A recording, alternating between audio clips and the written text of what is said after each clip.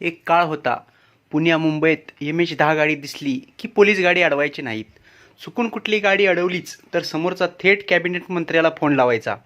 एकावेळी 3 कॅबिनेट खिशात ठेवणारा हा जिल्हा, काँग्रेसी परंपरेतून आलेल्या पुढाऱ्यांचा जिल्हा. बाहेरचा माणूस सांगलीत आला की त्याला माणसं कमी आणि पुढारी जास्त दिसायचे. वसंतदादा पाटलांमुळे या जिल्ह्याला मुख्यमंत्रीपद मिळालं. काही वर्षापर्यंत एकाच वेळी आराराबा, पतंगराव कदम, जयंत पाटील हे तिघे मुख्यमंत्रीपदाच्या रेसमध्ये असायचे. मध्यंतरीच्या काळात मदन पाटील यांना राज्यमंत्रीपद होतं, तर प्रतीक पाटील केंद्रात राज्यमंत्री होते. म्हणजे एकाच वेळी 5 मंत्रीपद या जिल्ह्यात होती. महामंडळ तर तालुक्यात 2 असतील, बाकी समित्या वगैरे तर कोण मोजत पण बसायचं नाही. सगळं काही भरपूर मिळण्याचं कारण आहे ते इथलं पाणी. इथं पाणी पण भरपूर येतं. पाण्याचा हाच स्वभाव सांगलीच्या मातीत विरघळला आणि सांगलीकर जन्माला आला. सांगलीत पूर्वी 6 गल्ल्या होत्या, म्हणून या गावाचं 6 गल्लीवरून सांगली झालं असं म्हणतात. कानडी भाषेत संगळगी असं नाव होतं, त्याचा अपभ्रंश सांगली असा झाला अशी पण थेअरी आहे. पूर्वी मिरज हे पटवर्धनांचं संस्थान होतं. त्यांनी सांगलीला आपलं संस्थान केलं. त्यांच्याच बंधूंनी तासगाव आपलं संस्थान केलं. पूर्वीच्या काळी सातारा जिल्ह्यात सांगली यायचं. 1 ऑगस्ट 1949 पासून याची दक्षिण सातारा अशी वेगळी ओळख झाली आणि 21 नोव्हेंबर 1960 पासून सांगली जिल्हा उदयास आला. सांगली जिल्ह्याचं नाव काढल्यावर पहिल्या प्रथम उल्लेख करावा लागतो तो या जिल्ह्याने लढवलेला स्वातंत्र्य संग्रामाचा. क्रांतिसिंह नाना पाटील, GD बापू लाड, नागनाथ अण्णा नायकवडी, पांडू मास्तर, बर्डे गुरुजी, बाबूराव चरणकर, धोंडीराम माळी, नाथाजी लाड, गौरीहर सिंहासने, बाबूजी पाटणकर, जोशी काका अशी प्रतिसरकारची मोठी फौज या जिल्ह्याने बांधली होती. ज्या क्रांतिकारांनी देशाला क्रांतीची भाषा शिकवली ते सांगलीच्या मातीत इंग्रजांविरोधात लढले. अशाच क्रांतिकार्यात वसंतदादा पाटलांनी सांगलीचा जेल फोडून पलायन केले. इतिहासाच्या पानांवर प्रतिसरकारचा काळ म्हणजे सांगली जिल्ह्याचा सुवर्णकाळ म्हणता येईल असा होता. एकीकडे रक्तरंजित लढा तर दुसरीकडे नाट्य पंढरी अशी ओळख सांगलीने निर्माण केली. अर्वाचीन मराठी रंगभूमीवर पहिले नाटक सादर करण्याचा मान हा सांगलीकडे जातो. सीता स्वयंवर हे पहिले नाटक विष्णुदास भावे यांनी रचलं. सांगलीत 5 नोव्हेंबर 1843 साली हे नाटक सादर करण्यात आलं. महाराष्ट्रात मराठी रंगभूमी दिन याच दिवशी साजरा केला जातो. अर्वाचीन रंगभूमीवर सुवर्णकाळ निर्माण करणारे नाटककार गोविंद बल्लाळ देवल, कृष्णाजी खाडीलकर हे सांगलीचे. 1887 साली सांगलीत सदा सुख हे नाट्यगृह बांधण्यात आले. इथे बालगंधर्व व दीनानाथ मंगेशकर नाटक सादर करत असत. इतकंच काय तर पृथ्वीराज कपूर यांनी दीवार, पैसा अशी हिंदी नाटकं इथं सादर केली आहेत. दीनानाथ मंगेशकरांनी तर याच्याही पुढे जाऊन कृष्णार्जुन युद्ध चित्रपट सांगलीच्या वास्तव्यात तयार केला, पण आर्थिक गणित त्यांना मांडता आले नाही.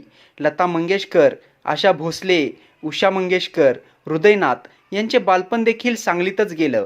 क्रांतिकारकांचा जिल्हा, नाट्य संस्कृतीचा जिल्हा, याच सोबतीने उद्योग व्यवसाय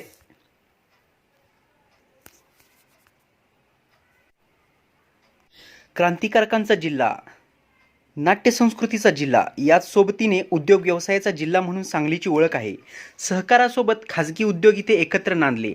चितळे आणि किर्लोस्कर हे त्यापैकी महत्त्वाची उदाहरणं. किर्लोस्करवाडी हे देशातील पहिले औद्योगिक नगरी म्हणून आकारास आले. 1910 साली कुंडलजवळच्या मोकळ्या जागेवर लक्ष्मणराव किर्लोस्करांनी कारखाना टाकून देशाला पहिला लोखंडी नांगर दिला. इथे स्वदेशी पहिले डिझेल इंजिन तयार करण्यात आलं.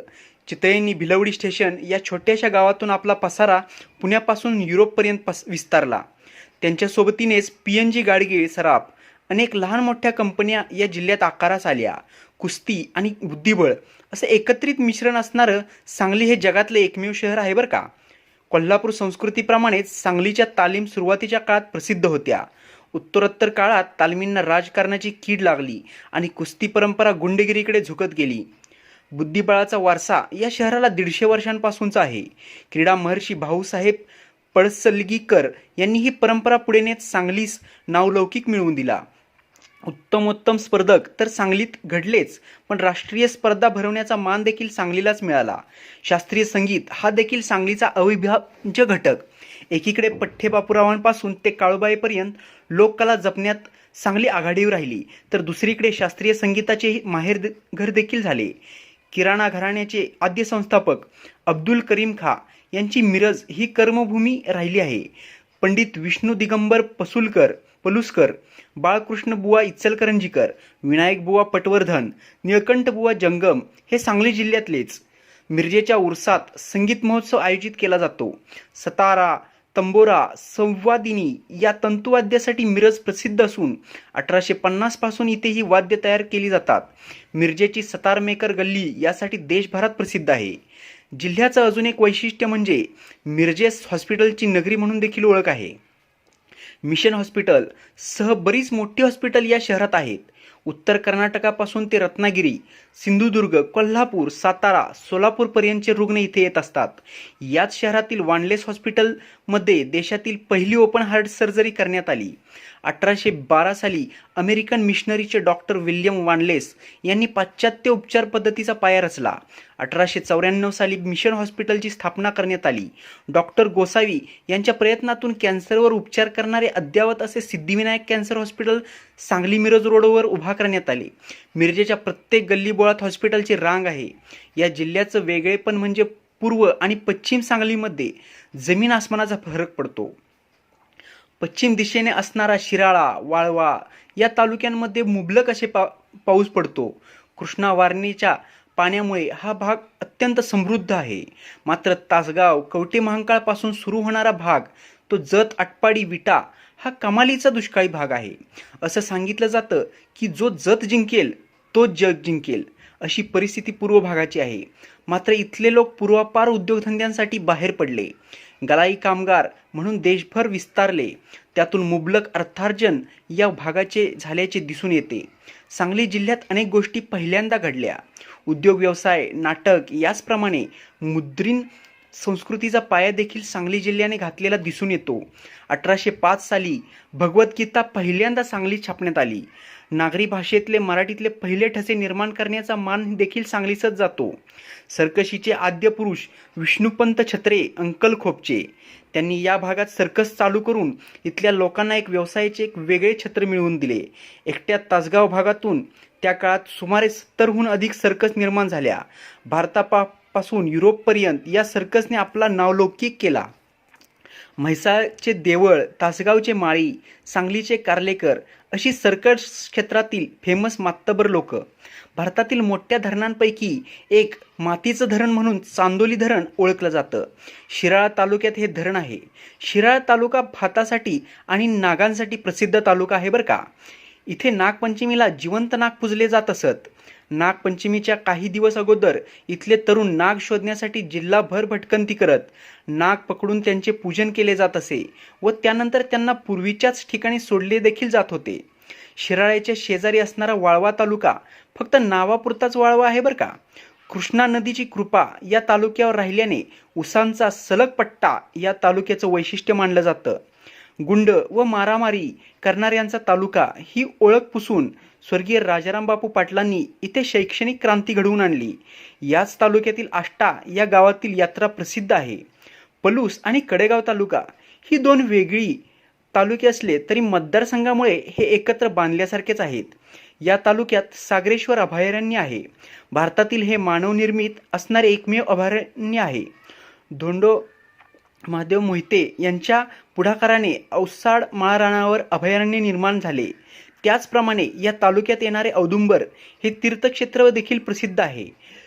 तसेच पतंगराव कदम यांनी जे देशाला दिलेले शैक्षणिक जे काय हातभार आहे त्यासाठी पलूस आणि कडेगावचे हातभार तर मानलेच पाहिजे. तासगाव तालुका ओळखला जातो तो द्राक्षांसाठी. इथे पावलोनपावली बेदाण्याची उभारण्यात आलेली कोल्ड स्टोरेज पाहायला मिळतील. आशिया खंडातील बेदाण्यांची प्रसिद्ध असे इथले मार्केट आहे. शेतीतज्ञ प्रशंग ठाकूर, श्रीपाद दाभोळकर, नरेंद्र दाभोळकर यांचे बंधू वसंतराव आर्वे, आबा म्हेत्रे यांनी या तालुक्याला द्राक्षभूमी म्हणून ओळख निर्माण दिली. तास ए गणेश ही द्राक्षाची जात इथेच तयार करण्यात आली. विटा खानापूर तालुक्याचं वैशिष्ट्य म्हणजे इथे असणारे गलाई कामगार. सोने गळण्याच्या व्यवसायात संपूर्ण भारतभर गलाई कामगार विस्तारले. श्रीलंकेपासून ते श्रीनगरपर्यंत विटा खानापूरचा एक तरी माणूस आपणास हमखास भेटतो. त्या त्या भागाशी एकरूप होऊन त्यांनी आपल्या परिसराचा विकास केला. आटपाडी, कवठेमहांकाळ, जत अशा दुष्काळी भागाचं वैशिष्ट्य म्हणजे इथली माणसं व्यंकटेश माडगुळकरांच्या बनगरवाडी या पुस्तकातील सगळी माणसं याच भागातली. इथे धनगर, लिंगायत व मराठा समाज तुल्यबळ असल्याने जातीचा सत्ता संघर्ष तर होणारच. भारतातलं पहिलं ग्रामीण साहित्य संमेलन भरवण्याचा मान सांगली जिल्ह्यातल्या औदुंबरला जातो. दरवर्षी मकर संक्रांतीच्या दिवशी इथे साहित्य संमेलनाचे आयोजन केले जाते. कवी संधांशू व कथाकार म. बा. भोसले यांनी सुरू केलेली परंपरा आजही अखंड सुरू आहे. जगातील पहिली कैद्यांची मुक्त वसाहत सांगली जिल्ह्यात आहे. औंधच्या पंतप्रतिनिधींनी या संकल्पनेची सुरुवात केली व स्वतंत्र भारतात देखील ही वसाहत चालू राहिली. आटपाडीजवळ स्वतंत्रपूर नावाची ही वसाहत आहे. व्ही. शांताराम यांनी याच विषयावर 2 आंखें और 12 हात नावाचा सिनेमा देखील तयार केला. जिल्ह्यातले प्रत्येक गाव आपल्या वैशिष्ट्यपूर्ण जत्रा आणि यात्रांसाठी प्रसिद्ध आहे. मिरज इस्लामपूरचा उरूस, शिराळची नागपंचमी, तासगावचा गणपतीचा रथोत्सव, आष्टाची भावईची जत्रा, आरेवाडीची बिरोबाची जत्रा, जतची जत्रा, कडेपूरचा ताबूत, विट्याची पालखी अशा अनेक जत्रा फेमस आहेत. सांगलीचं नाव घेतल्यावर आठवण्यासारखी गोष्ट म्हणजे भडंग. सांगली आपल्या खास भडंगासाठी फेमस आहे. येथे गोरे भडंग, भोरे भडंग, कपाळे भडंग, दांडेकर भडंग, गडकरी भडंग असे भडंग इथे खूप फेमस आहेत. सांगलीचं अजून एक वैशिष्ट्य म्हणजे इथली आमराई. सांगलीचा विकास झाला तो चिंतामणराव पटवर्धनांमुळे. त्यांच्या काळात सांगलीस प्राणी संग्रहालय मिळाले, शाळा, कॉलेज, रस्ते मिळाले, तर पूल बांधले गेले. त्यांनीच विलिंग्डन कॉलेजच्या स्थापनेस पुढाकार घेतला. हळद भवनचे पोहे, संभाची भेळ, रामनाथची बासुंदी, रहमतुल्लाची बिर्याणी, इस्लामपूरचा मसूर, विहारची पुरी भाजी अशा अनेक गोष्टी सांगलीची शान वाढवतात. सांगली जन्मभूमी व कर्मभूमी असणारे मान्यवर. नागठाण्याचे नटसम्राट बालगंधर्व, रेठरे हरणाक्षचे पठ्ठे बापूराव, यशवंतराव चव्हाण यांचे जन्मगाव देवराष्ट्रे, अण्णाभाऊ साठे वाटेगावचेच, क्रांतिसिंह नाना पाटील एडे मच्छिंद्रचे, शंकरराव खरात आटपाडीचे, गीत रामायणकार ग. दी. माडगुळकर व व्यंकटेश माडगुळकर हे देखील माडगुळचे, उमाबाबू तात्या सावळकर सावळचे, मालेवाडीचे शिवशाहीर बाबासाहेब देशमुख, जनकवी पी. सावळाराम एडे निपाणीचे, नागिन कथा लिहिणारे लेखक चारुतास सागर मळगावचे, बापूबीर वाटेगावकर वाळवा बोरगावचे, शिवा संभा काळू बाळू कौलापूरचे. वि. स. खांडेकरांची जन्मभूमी ही देखील सांगलीच. आह साळुंके खाडेवाडीचे, मारुती माने, क्रिकेटमधले विजय हजारे, बॅडमिंटनपट्टू नंदू नाटेकर हे सांगलीचे, क्रिकेटची स्टार स्मृती मंधना, फिल्मस्टार सईद ताम्हणकर ही देखील सांगलीचीच. शिक्षणाची ज्ञानगंगा खेडोपाडी पोहोचवणारे कर्मवीर भाऊराव पाटील ते वाळवा तालुक्यातील ऐतवडे बुद्रुकचे. आशिया खंडातील सर्वात मोठी शिक्षण संस्था उभी करून सर्वसामान्य जनतेला खुले केले. कुस्ती परंपरेने ज्यांनी सांगलीचे नाव जगभर निनादत ठेवले ते हिंदकेसरी मारुती माने, पतंगराव कदम, आर. पाटील, जयंत पाटील तसेच मदन पाटील असे कित्येक पुढारी या देशाला सांगलीने दिले. महाराष्ट्र केसरी स्पर्धा सुरू झाली आणि सलग 2 वेळा ती गदा खेचून आणली ते पहिले डबल महाराष्ट्र केसरी गणपतराव खेडकर यांनी, तसेच सर्वात पहिले महाराष्ट्र केसरी दिनकर दह्यारीकर, डबल महाराष्ट्र केसरी पैलवान चंद्रहार पाटील हे सर्व हिरे या सांगली जिल्ह्याच्या मातीतच जन्माला आले. तर आपल्या सांगलीला नक्कीच चांगली म्हणता येईल आणि आपल्या सर्वांच्या महाराष्ट्रातील जनतेतर्फे सांगलीला तिच्या हातभारासाठी मानाचा मुजरा. जय हिंद, जय महाराष्ट्र, जय जिजाऊ, जय शिवराय.